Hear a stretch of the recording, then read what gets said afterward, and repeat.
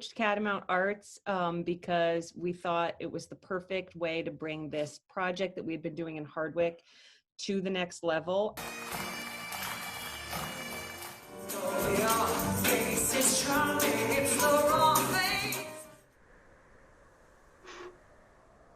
Good evening, everyone, and welcome to Catamoment. Here's your host, Molly Stone. Thank you so much for that introduction. Okay, you can go. This is Molly Stone. I'm coming to you live from the tractor that is currently sitting on the front lawn of Kodama Arts. Right now, our doors are closed. We are not open to the public, but I thought I'd pay a visit to one of the prizes that we are giving away to a lucky winner that we are drawing on July 1st. So let me give you a look at this tractor, generously donated by All Around Power.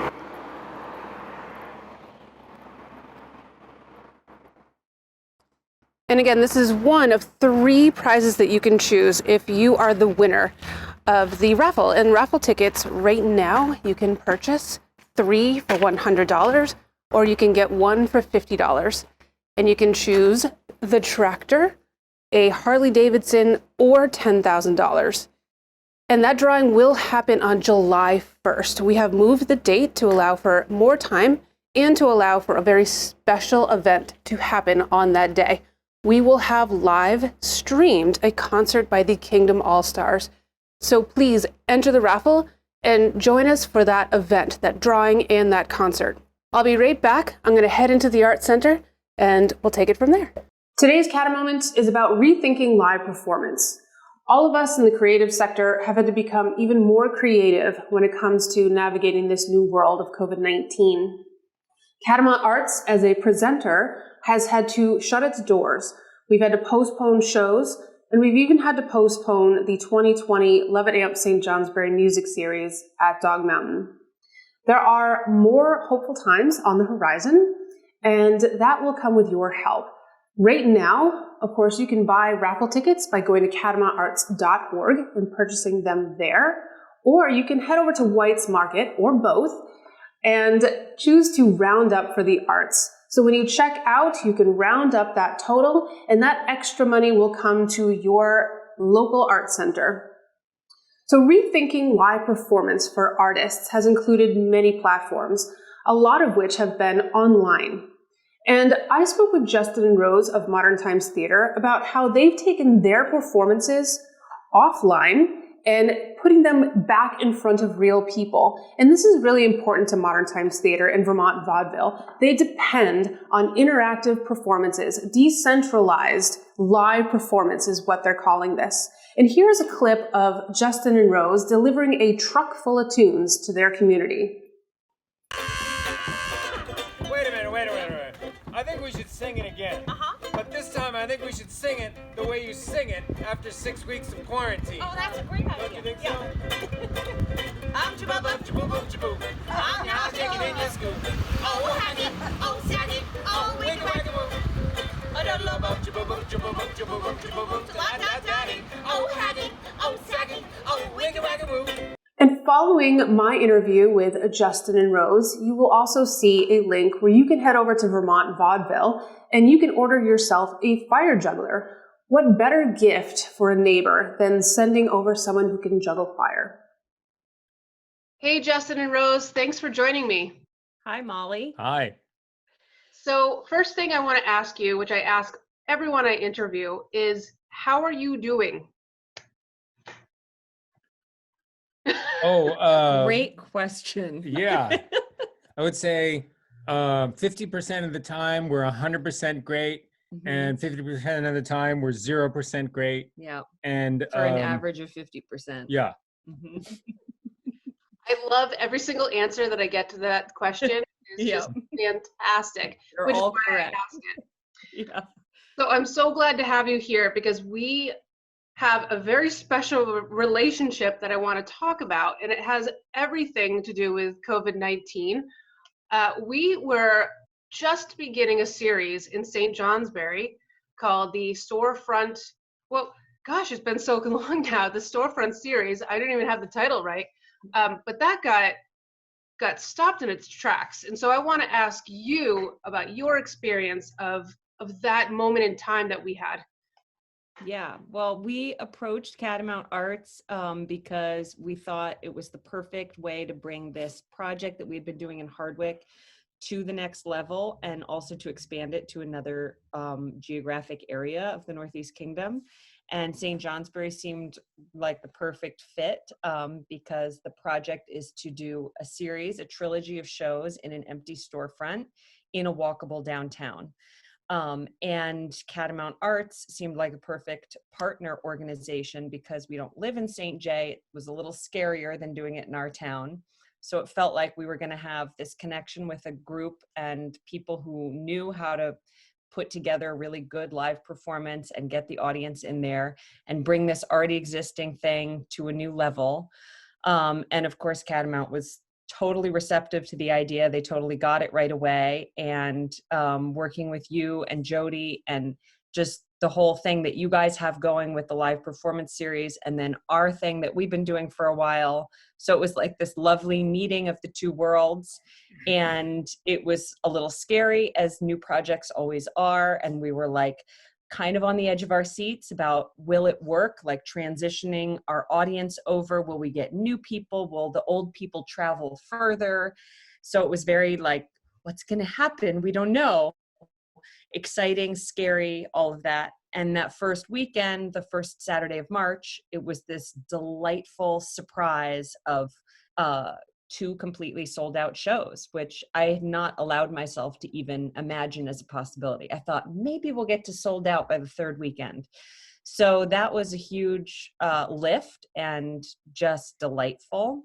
And then, we watched this thing happening, this sort of cloud moving in, and I just saw it on the horizon and just cross my fingers. Please, please, please, can you just let us get to the end of March? Please, please, just wait a little bit. And then on Friday the 13th, we got the news that Catamount was closing down their live performances, which of course we knew was coming and had to happen at that moment because it was just the right thing to do. But super painful to not get to see the rest of that project unfold because we'd taken a raw space and turned it into a theater. It was a lot of work that we'd already put in there. Yeah, and I hide it well, but I think I was crushed the most because I love modern times theater. I love what you do, love Vermont vaudeville. And that storefront, and a lot of people don't know the backstory necessarily. We don't tell it at length, but that was an empty storefront for a long time. And you guys brought life to it. You brought a popcorn machine, donuts, puppets, a space where people could gather and laugh together on a Saturday morning. And as you say, Rose, that imminent cloud that was coming, you could feel it in your gut and in your bones, that you knew that second show probably wasn't going to happen, but nobody wanted to admit that. And that was a tough day. But the success is, it speaks to the people of the Northeast Kingdom. They're going to come out for something that they love and that they support. And so on that note of support, you guys are sending out these puppet making kits, which I just received in the mail yesterday for my son. Can you tell everyone what those kits are and how they can get one? Well, the Puppet Show Action Pack is our answer to lack of, to the fact that we can't do live entertainment. And we are wary about the live streamed entertainment. I think everybody's getting completely saturated now with watching live streaming.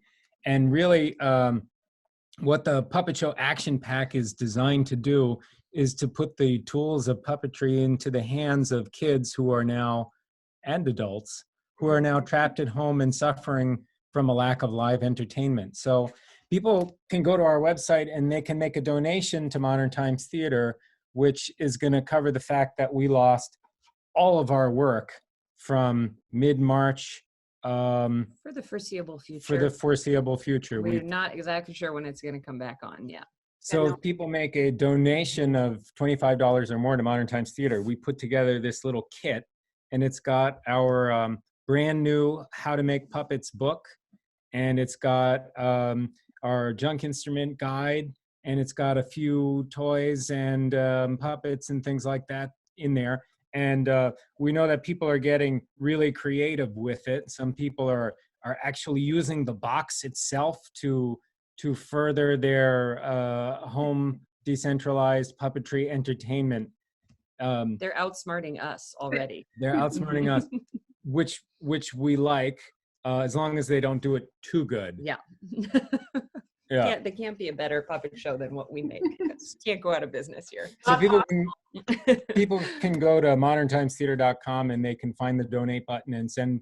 When you do that, you just in the little message you put your address, and then in 6 to 12 months they'll get the box in the mail. As soon as we can mail them out, we mail them out. It's pretty fast turnaround. By horse and carriage, they'll show up at your front door.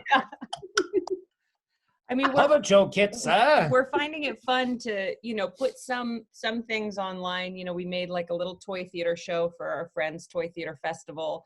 And we've made some funny comedy videos to post on Vermont Vaudeville's Instagram and Facebook. So we're making little short things, but we're also just feeling, missing most of all what we love doing, which is live performance and being with an audience. I mean, it would be handy to be a TV actor right now, but that's not what we ever set out to be. And, there's just no replacement for the live interaction with your audience. So, the Puppet Show Action Kit is a way to to bring that joy into people's homes a little bit. And then we just finished a project last weekend that was called the Earshot Festival.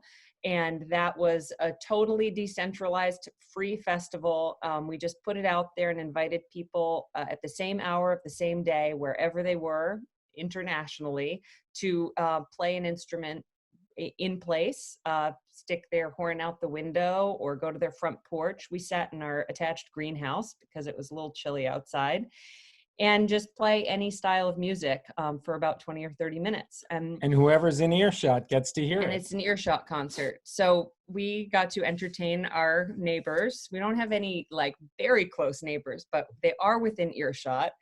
And unless the manure truck went by. Yeah, the manure truck would cancel it occasionally. But then it was, it was a concerto for strings and manure truck. And it was a very, very nice concert. And we had lovely feedback from our neighbor. And the most fun part was that we heard from all these old friends and strangers from all over the country saying, I'll be at this location playing rock and blues at 2:00 on Saturday. And so we knew, even though we couldn't see or hear, we knew that simultaneously all these other performances were happening. There's different ways to connect besides through the internet. And it's important that we did use the internet remember to that. spread the word. Though we did use the internet, yes. But it felt really connected to people in a way that a Zoom meeting or a digital connection sometimes feels you're talking to the person, but you feel the weirdness of like, you're in your box and we're in ours, but we can't do, Yeah, so we're trying to keep it all balanced, not get zoomed out. Yeah. Mm-hmm. On that note, you are doing what creative people are naturally just compelled to do. I have a friend in Italy who just produced a video of people dancing all over the world. This is something that creative folks, and I think human beings in general, will find ways to connect no matter what. Mm-hmm. And I know that you and I, Rose, Justin, and us at Kodama Arts, we are going to have live performances again together.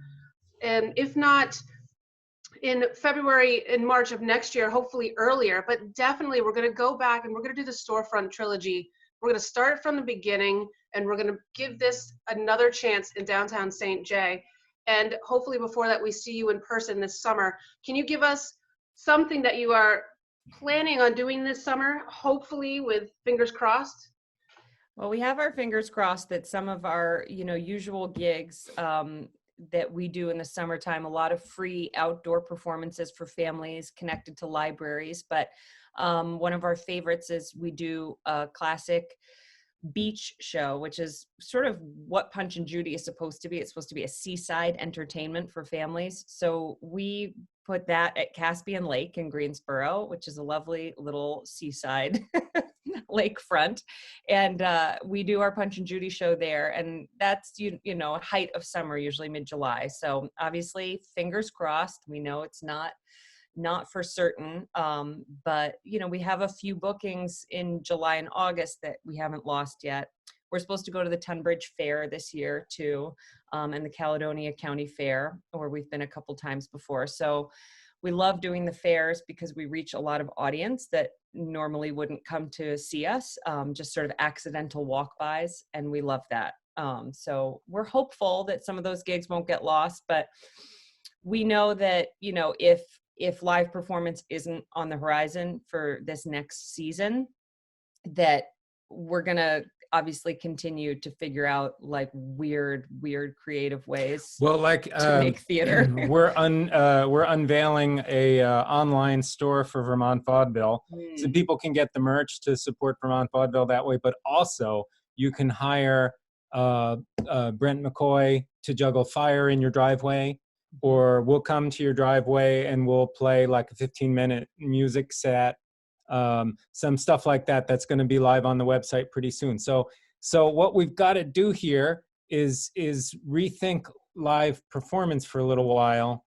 And whereas it used to be like get as many people to come to see the show as possible, now it's like do the show for as few people as possible. And you just, it's got to be a perfect 10 minutes or something like that. Yeah. So we're thinking about it, and we're grateful that the beautiful season is coming, and that being outdoors is more possible. So we're thinking a lot about that kind of performance, and we just feel very grateful to live in a beautiful place that we like to be home, and we like to, be with our kids and hang out in the garden, and thank God for that.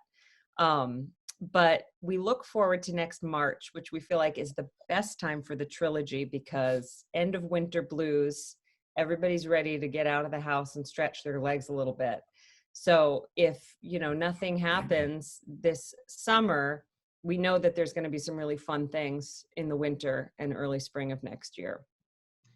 Well, just so you know, and I know you know, but I'll say it again, on behalf of Kodama Arts, we are such big supporters of you both and Vermont Vaudeville, and we promise that we will have you back as soon as possible, where we can interact with real live people and not via Zoom.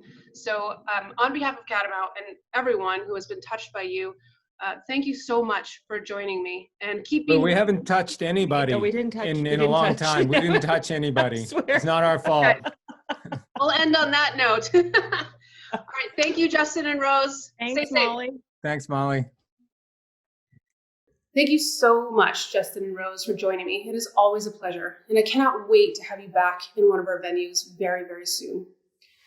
Join me next time on Catamoments, where I will have the distinct pleasure of interviewing Donna Ann McAdams and John Kilachy. John Kilachy curated Donna Ann McAdams' Performative Acts exhibition, which is on display here at the Kodama Arts Center Fried Family Gallery. And while you can't come into the Art Center right now, you can view this artwork on our website. Go to catamaarts.org and you can take a virtual tour of Donna Ann McAdams' artwork here in the Art Center. And until next time, stay well, and we'll talk soon. Bye. Kodama Arts would like to thank these sponsors for their continued support. I feel like people are watching me. I hope no one's watching me. Okay, come on.